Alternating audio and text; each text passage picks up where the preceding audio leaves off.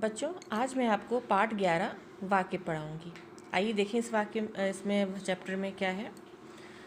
हम यह पढ़ चुके हैं कि शब्दों के मेल से वाक्य बनते हैं, पर यह मेल सार्थक शब्दों का होना चाहिए। शब्द का एक निश्चित क्रम में होने चाहिए। बच्चों, यह शब्दों के मेल से वाक्य बनते हैं और इसके लिए हमें सार्थक शब्दों का भी होना बहुत ज़रूरी है और शब्दों को एक निश्चित क्रम में भी होना चाहिए। नीचे दिए गए वाक्यों को पढ़िए। नाच है मोर रहा, तो ये आपका निरर्थक वाक्य और सार्थक क्या शब्द होगा? मोर नाच रहा है। ये वाक्य सही है। दूसरा देखिए, सुना रही दादी कहानी है, और सही वाक्य क्या होगा? दादी कहानी सुना रही है। इन वाक्यों के क वाले भाग के शब्दों का क्रम ठीक नहीं है। ख वाले भाग में शब्दों का क्रम ठीक है। खा वाले भाग के वाक्यों का अर्थ स्पष्ट है। जो क लिखे हैं वो वाक्य सही नहीं, और जो नीचे खा लिखा है उसमें वाक्य आपके सही लिखे गए हैं। आइए देखिए वाक्य क्या परिभाषा है। शब्दों के सार्थक समूह को वाक्य कहते हैं। ये वाक्य का परिभाषा हो जाएगी कि शब्दों के सार्थक समूह को ही वाक्य कहते हैं। वाक्य में काम करने वाला कर्ता कहलाता है और कर्ता का काम क्रिया होती है। जो काम करने वाला होता है वो कर्ता कहलाता है और कर्ता काम की क्रिया होती है।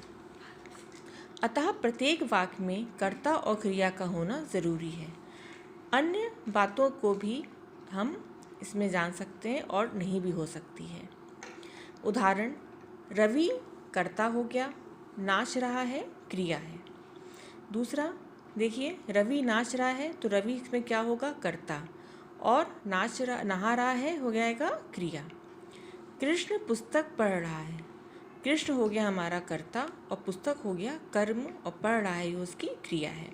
मेरा कृष्ण हो गया वो काम करने वाला, और जो वो पढ़ रहा है, क्या चीज़ पढ़ रहा है? पुस्तक पढ़ रहा है, तो ये इसका कर्म हो गया, और पढ़ रहा है ये उसकी क्रिया है। आगे देखिए, आगे आता है वाक्य के अंग। वाक्य के दो अंग होते हैं, पहला उद्देश्य और दूसरा विधेय। आइए देखिए क्या है उद्देश्य में। जिसके बारे में कुछ कहा जाए उसे उद्देश्य कहते हैं, और विधेय किसे कहेंगे? और उद्देश्य के बारे में जो कुछ कहा जाए उसे विधेय कहेंगे। देखिए किस प्रकार से। माँ खाना पका रही है, तो माँ उद्देश्य हो गई और खाना पका रही है ये विधेय हो गया। दूसरा उदाहरण देखिए, काला हिरन दौड़ रहा है, तो काला हिरन उद्देश्य हो गया और दौड़ रहा है ये विधेय हो गया। अन्य उदाहरण भी इसी तरह देखिए उद्देश्य और विधेय के किस प्रकार से हैं। वाक्य क्या है? मेरा भाई पढ़ रहा है, तो इसमें उद्देश्य हो जाएगा मेरा भाई और विधेय हो जाएगा पढ़ रहा है। लंका का राजा रावण दुष्ट था, अब इसमें उद्देश्य हमें क्या बताना है? लंका का राजा रावण, और विधेय क्या है? दुष्ट था। बच्चे तैर रहे हैं, उद्देश्य क्या है? बच्चे, और विधेय क्या है? तैर रहे हैं।